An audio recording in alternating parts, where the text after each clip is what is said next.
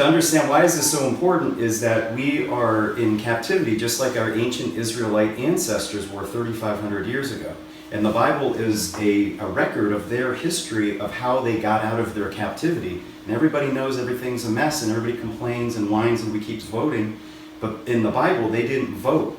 They didn't wait for a majority. They didn't wait. And in less than a year, this is good news, in less than a year, they achieved complete independence from Pharaoh. This is my first fruits of Exodus poem. Let us see that when our objective is for gain, all our work becomes a pain. But when our intent is to uplift, our right to labor is a gift. Let us then leave our covenants with usurers behind, those warmongering maggots who would keep us all blind. Let us declare to the Caesars, you are not our gods, and your wicked traditions are not Yah's laws. Most High did not give us the true currency of life to waste it spending our time chasing Fed notes in strife. Let us then freely share the first fruits with which we have been blessed. This first fruit sharing without usury is what shall part the waters for our exodus from this modern Babylon mess. Any tool we might use to issue such tithes is a tool that should be freely given, unlike those usury-based Fed notes that are not. Yes, that's how we should be living.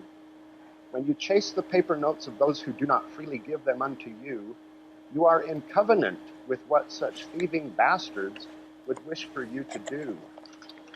But when your faith is in the Most High, provided for our needs, you shall borrow paper notes no more from those who misdirect your true currency of life force away from God just to feed their greed. Let us then quit selling our time to those usurious slimes who give us nothing but paper notes. That is the message of this rhyme. Let us spend our time instead serving the will of the one whose very spirit provides our soul its daily bread. Let us serve the one who truly serves us and forsake our faith in those who don't. For when our faith is in Mammon and not God, let us exodus, he won't. Most High has freely given. Satan's banksters, they have not. And to slave for them, yes, bound you are, until you learn to freely tithe of what you've got. In this spirit, tithe our first fruits we must, without desire for gain, born of covetous lust. Because joyful giving is the Yahweh, yes, in this we trust. We shall issue our own money, then our tithe as the backing that's prepaid, so that no tax nor interest is required. We need not be afraid. I pray then one more thing before this poem ends. Come out of her, my people. This cheating whore is not our friend. Let us be joyful givers until the kingdom comes to pass. Or to sum it up more blatantly, Babylon's the ass. That's the poem. And that was Brett Jones, everyone. This is Passover 2017. I'm your host, Wayne Walton, and we're presenting a very unique teaching. And it's the teaching which is going to overcome Mystery Babylon, which has held our Creator's people in captivity for thousands of years. And what's unique about our approach is that we eagerly wish to defy pharaohs and Caesars and earthly gods and humble ourselves and remove our stiff-neckedness to our Creator. So I'm thankfully joined, and we've grown over the years, and we're getting more and more people to come to this understanding. We're going to have Brett Jones is going to do a presentation on a local currency, an international currency called Exodus Hours, which is based upon the tithe from Deuteronomy 14:25.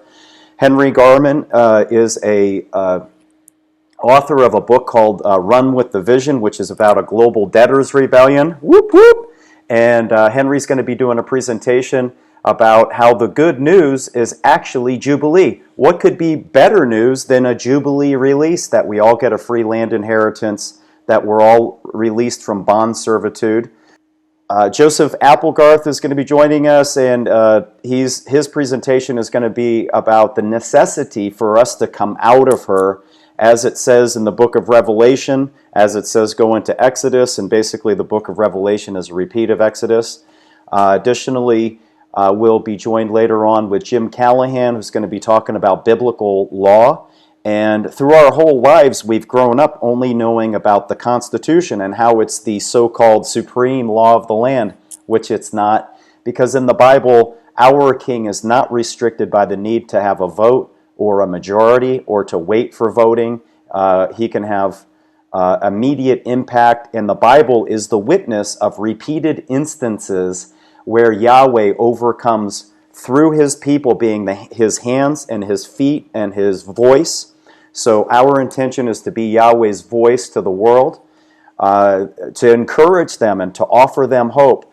And I'm not saying we are the best people to do these things, because in time there'll be better people. We hope to inspire others who will follow us that will be even better than what we're doing, just that as we have followed in the footsteps of other people, other teachers who have taught us what we have learned, and we keep growing.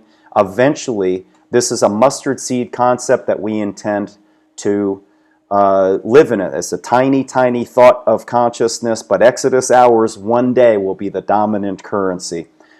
Next, we have a presenter as Brent Vanderwall, and his presentation is going to be on the cannabis of Exodus.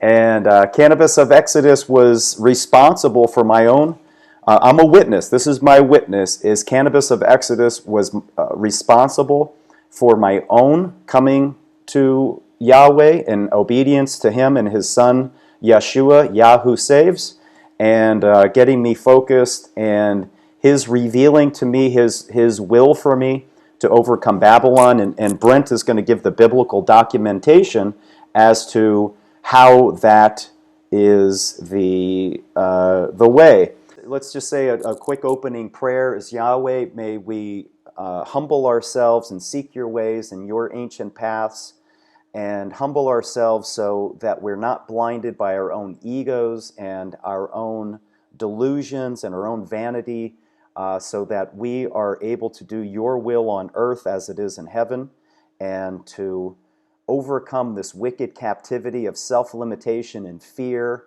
and do your will and glorify you by being your hands and your feet, and right now be your voice. So let's go with Brett Jones once again, and he's going to talk about Exodus hours.